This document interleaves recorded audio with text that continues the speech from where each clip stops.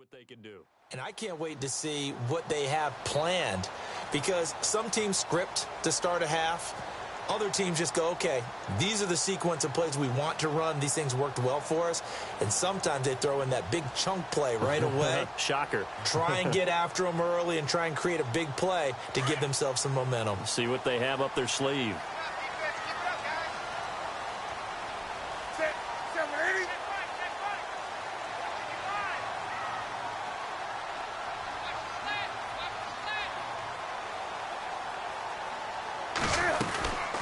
They'll try and get the run game going. This is Yeldon. And he'll lose yardage here, going down back at the 28. It's a loss of 2 there, bringing up second down. Well, you had to punt on your first drive, and on the first play of the second drive, you end up going backwards. I would dare say they need something good to happen right here, right now. And they're behind the sticks here a bit now, dealing with a 2nd and 12. Again, it's Yeldon. And this will go for 5 up to the 33. On a 2nd and long, it's really nice to see an offense that has enough confidence to run the football in that situation. I think that goes back to their practice and game planning. They've seen things that they've seen on tape and in previous games that led them to believe that even in a long-distance situation, they can still run the football and gain enough yardage to put themselves in a good spot on 3rd down. And that one incomplete. Had some position but couldn't hold on, and it brings up 4th down. Well, this secondary has done such a good job of frustrating these receivers tonight. Another example right there on the deep ball. Sometimes when the sun goes down and it's just the bright lights in the stadium, puts a little extra spring in their step, doesn't it? And that's what we're seeing from the defenders. Doesn't matter whether it's man or zone, deep ball, short ball, and that was a deep one there. They're making plays on the football, contesting everything. Now the Vikings offense works their way back onto the field. This is sort of what you would call a put-away drive, isn't it? They score here, especially a touchdown. It's almost out of reach. It certainly feels that way, and I think that they're going to call their plays accordingly, because what you really want to do, even though you know the scoreboard is still up there and the game's going to go on, in fact, you can take the spirit away from another team, that their drive and will to come back and win can be taken with another score right here. Still 3rd quarter, but you just get that feel. Yeah, they're teetering right there on the brink, aren't they? Let's go. By 90. By 90. They start the drive with Cook. And he's going to be taken down shy of the 10, right around the 9-yard line. Just a yard on the pickup there, and it'll bring up a 2nd and 9. When we talk about Luke Kuechly, you can't talk about his overall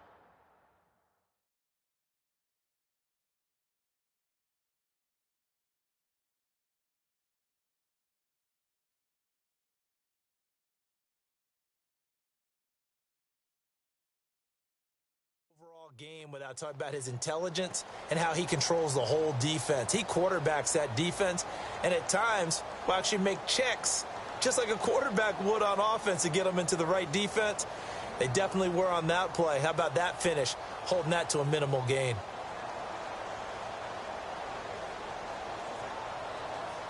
And after the play on the ground, that brings up 2nd down here.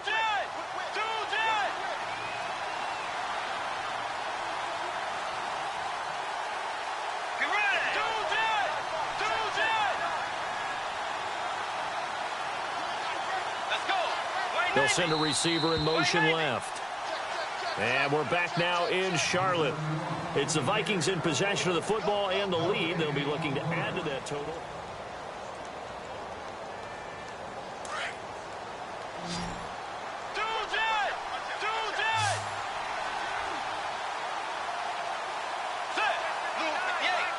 And he motions the wide receiver.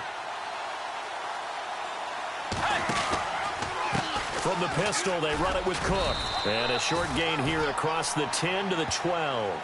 Give him 3 yards, and now they're left needing a conversion here on 3rd and 6. Well, Brandon, pace comes into play now because they've got the advantage. They've got the football, but they've got to be very careful about what speed they're going to play. You know, my music teacher back in New Paltz, Mrs. Bythema Bagley, used to say, don't go prestissimo when you really want to go largo. And what she meant by that is don't go too fast when you really want to go at a nice, slow, deliberate pace. I am speechless. I am without speech. The Vikings on third down. They've converted 4 times out of 6. Not bad. This will be 3rd and 6. They'll need to get the play off quickly. Throwing is Bridgewater. Incomplete. Right side, the tight end Rudolph. And he is knocked down from the side. Right at the 20. 8 yards there on a first down.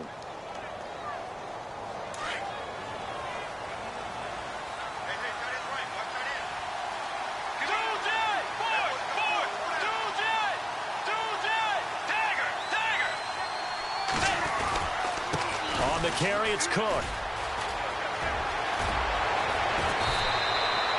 They give him 14 yards that time and a fresh set of downs. Now, I'm guessing you'd say this is kind of the key here. Grind out some yardage, work on that clock, see if you can continue to tick it down. Definitely, you want to bleed things out at this point, right? Continue to possess the football, gain some yardage, and put the onus on the defense. Do they have to use timeouts? What are they going to do to stop you? You're taking charge. Now McKinnon. He'll get about 4 as he's past the 35 to the 38-yard line. Offensively with the lead, you want to run the ball, keep the clock going, but you also want to still kind of be in attack mode too, right? So how do you do that and not come back on your heels? Think about all the practices we've watched where they have that tempo period to go over things just like this, where they describe the scenario, tell you what they're looking for, and make sure that they're still attacking, yet at the same time not going so fast as to leave too much time on the clock.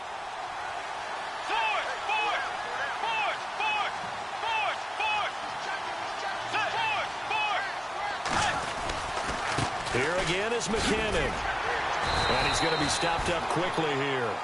Just a yard up to the 39. Run blitz there defensively, something we might see more of here in the fourth quarter. I think we'll see a lot of it, and the difference between that and a pass blitz, you're trying to get to the quarterback. You're trying to scheme someone open who will get to the QB and make sure he gets on the ground. In a run blitz, you're actually trying to cover up gaps, trying to cover up holes so they can't run the football.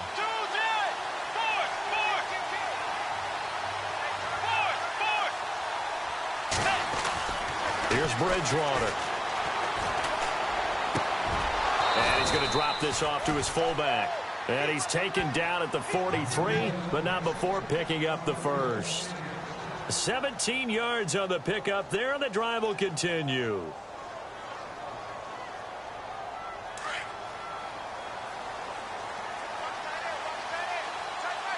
Let's go.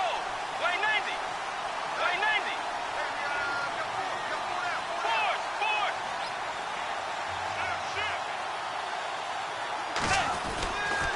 Now a run with Cook. And they'll be inside the 35 now at the 34-yard line.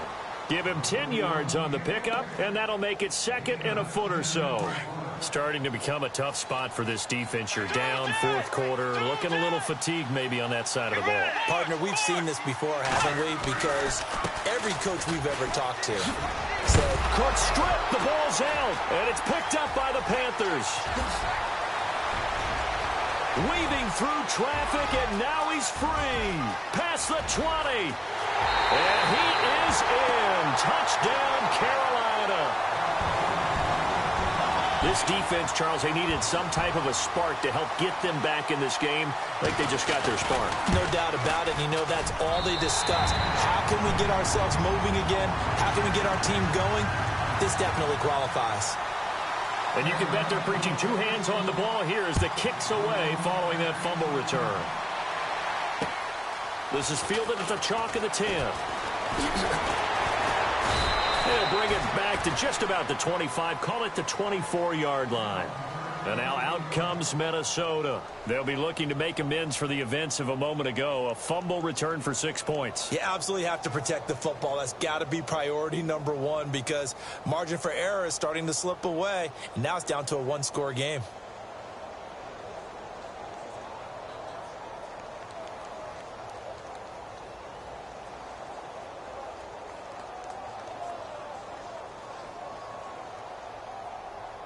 And the defense in desperate need of a stop. They have to get off the field and get the ball back to their offense if they want a chance.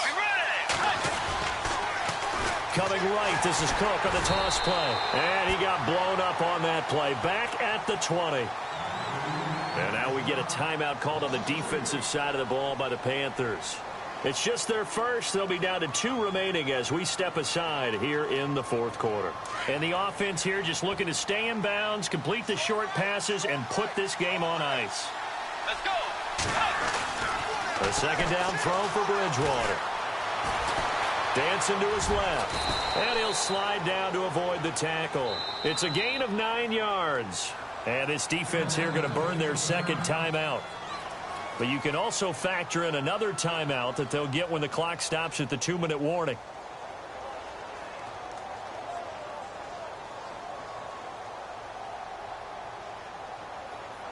One of the bigger plays in the game thus far. The crowd getting into it as we come up on a big third down. Now Bridgewater. And this one hauled in by Rudolph. And a gain there of 11 yards. Well, probably the only thing he did wrong there was go out of bounds, nursing this fourth quarter lead. You want to stay in, eat the clock. Yeah, you got to love the effort, the catch, the extra yardage, but you got to know the situation. Stay in bounds, young man.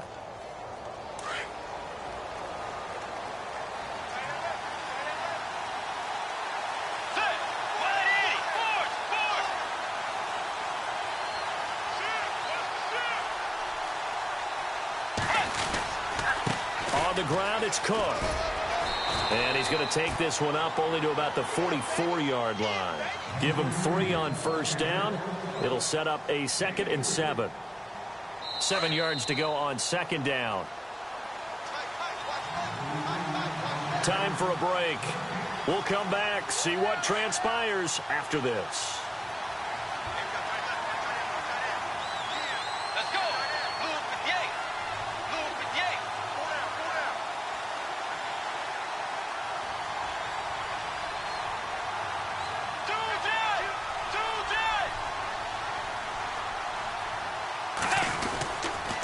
They run, Cook. And that's a big collision. He's knocked backward as they will mark him down. So fresh out of the 2-minute warning, and here's another timeout taken with 1:55 remaining.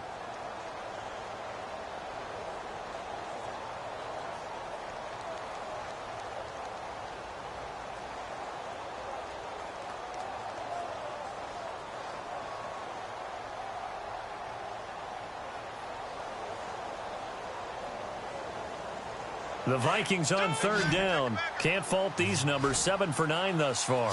This is 3rd and 4. Tiger! Get ready! Force!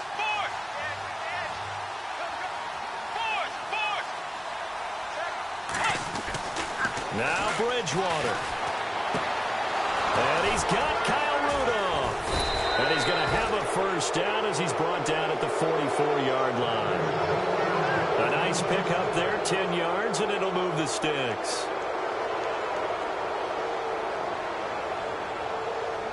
And the offense lining up 1st and 10.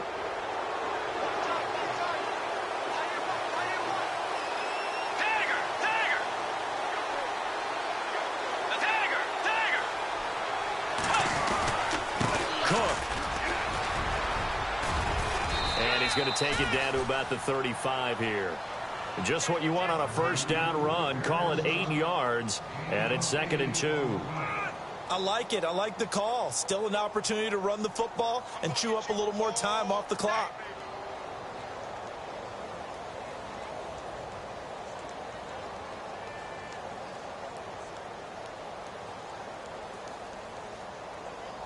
So this brings up a 2nd and 2.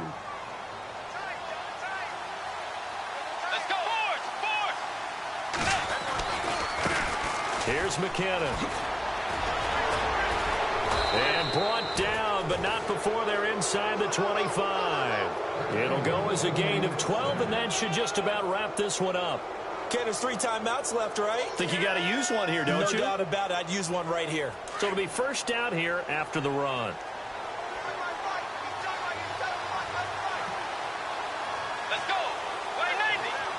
Way 90. Tiger.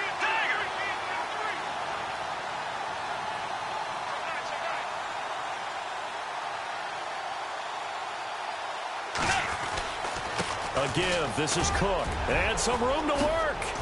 And down inside the 15, shy of the 10. It'll go as a gain of 12, and that should just about wrap this one up. Well, that last run makes this a 100-yard night. I've loved the way he's hit the holes. He's been quick, he's been decisive, and he's been a whole lot of fun to watch.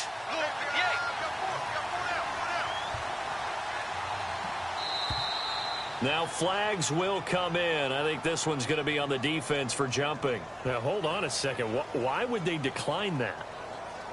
Charles? I don't have a good answer for you, but let's work the math here a little bit.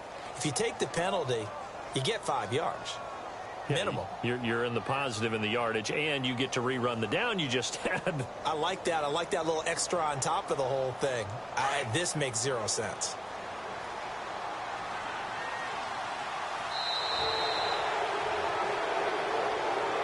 And they have secured a spot in the conference championship, and now you can start to...